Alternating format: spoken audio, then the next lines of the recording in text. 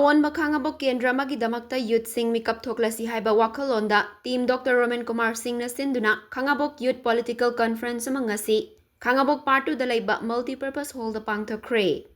The role of youth in shaping the future of society haiba hiram da pangthokhiba Youth Political Conference aduda tongan ba warep kayasu lawkhre. Masing yamlaba naharol sing na saruk yakiba mifam aduda lawkiba warep sing adugi manungda lakliba ingkumza inglising ani kuntareta pangthokadoriba General Assembly Mikhalda Khangabok Kendra gi manungda leiba Khangabok khungang asidagi yamna young and dynamic oiraba miyam gi ihul khangna thabak tawriba election ama thengnabada darkar leiba quality suna yauraba Dr Romenkumar Singh bu Khangabok inha singna amatto oina saugat minaba Khangabok Kendra da rasniti gi oiba matray taduna leiramba adubu amatto oina maipakna punsinnaba hotnaduna lakliba Mikhalda Dr Romenkumar Singh bu maipakna bagidamak Khangabok Youth Singh na amatto oina hotnaba Youth Singh na Dr Romenkumar Singh na tana atopa candidate amatada saugataba amadi Youth Singh na lawkiba warep adu club civil society organization sing da khanganba haiba warep sing yauri mifamadu da saruk yakiba lakadoriba inglising ani kuntaret ki anganba sarukta pangthokani haina panariba general election da Khangabok Kendra da mirep oigani haina thorang tawriba Dr Romenkumar Singh na hai Lawu singu bana mapung oiba sinfam oizarabasu ngasi fawbada matamga chanaba mawongda law uduna puthoknaba hotnabidaba asi thamoi sengna nungaitaba fawi maramasina karigumba mahakpu miyamna saugatpiduna miyamgi mihut oiba ngamlabadi Khangabok Kendra da triple cropping tawba yanaba mawongda semgatkani karigumba mahakna Mikhalda mai paklabadi chahi kudingi kauna festival ama pangthokani Piksarabasu sana khotnabana malemda masak takliba lamdam ama oibana Khangabok khungangi oiba matamga chanaba achauba sanabung ama semgatkani miyamna matam sangna lambi thong fattabagi awaba mayoknariba asi kokhanduna lamdam asigi khwaidagi lambi thong faba Kendra ama oina semgatkani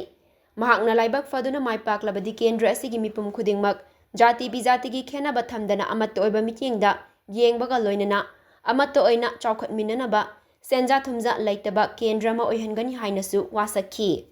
loinana Kendra asigi nupi khudingmak senthok lambi leihangani hainasu Dr Romenkumar na miyamda thajaba pikhi panbayai ngasigi mifamadu da Kendra sida hana BJP gi mirep oikhiba Dr Romenkumar gi apokpa KH Menjer mangang na chingba masak naiba miyoy kaya so sarukia ki Khangabok khungang ang Khangabok Kendra gi damakta kongna festival ang soy da kai bari tawne tina sabsara ahum sumada sport haiga se amaru sport se masi koi Khangabok khungang si ngasi whole siba sanuroi interest level sanuroi kaya ko goal ne judo da taekwondo da cricket da football da tiki mati sanuroi wantaba adu ba Kendra ne ko Kendra adu wani sikari no koi Khangabok khungang ge maru da lamba se ko ne lamba ka ka jab loi tam ne sa jang re matik sa ba ba te cricket sa ko kan mi jum da mi che da tin doi ta bang da ni adu ngasi ai na ba ki man da ai wasak na hajarami kari ko ba mayam na ai na mayam ki thungsa ki praja ki sabha tabu thungsa ba pibi ro ba kharo ki madon da di ground ni lekre kharo ki center sida pai ni chaw playground ma mayam ki na thungsa de ya se te la thungsa ra aduga punna mathagi oida ai haje de se koi khabo to le ma halo na se sai yo ki mathag le ma halo na ki mathai kisi ga le adugo dai chi bi koi college de se hangi ba se su de ni sa de te ba su to de wido ke pe se hangi ba ka bi se hangi se yam na nie me handicap person sing na koi ki bayam ju na na ba koi sin naw sing anan sing hangi se yam na nie me aduna kari ba mayam ki se ba to tu sa se ba Khangabok Kendra le ni ba hal nupi amasu mayam ka na se amata sakar le pi ni tu sa ba pen sing se hangga ba amata le hello ya bi te se ka fu se ra le ka ma ka sa se ra da mayam lo kai ti ni mai se la bi thong mai lo ni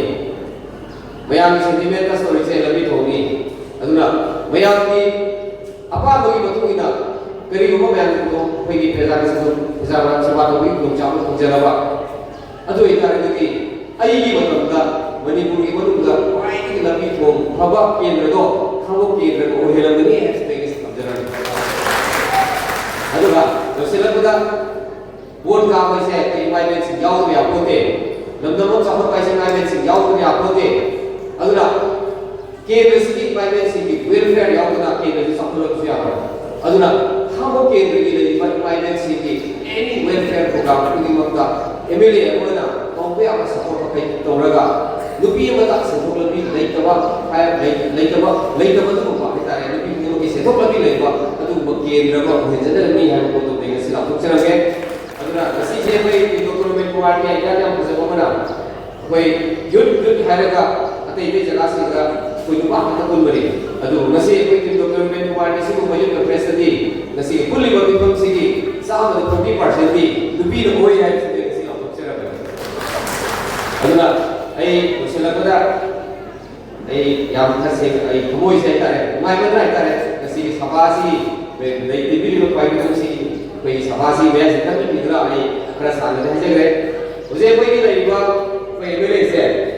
koi sange mele le se na ka dei koi ki awai india se democracy celebra kan ni adu bo se koi khamo ke ni koi samu role ne chatai re se yam yamira bani sahi ku tha mok se samu role da koi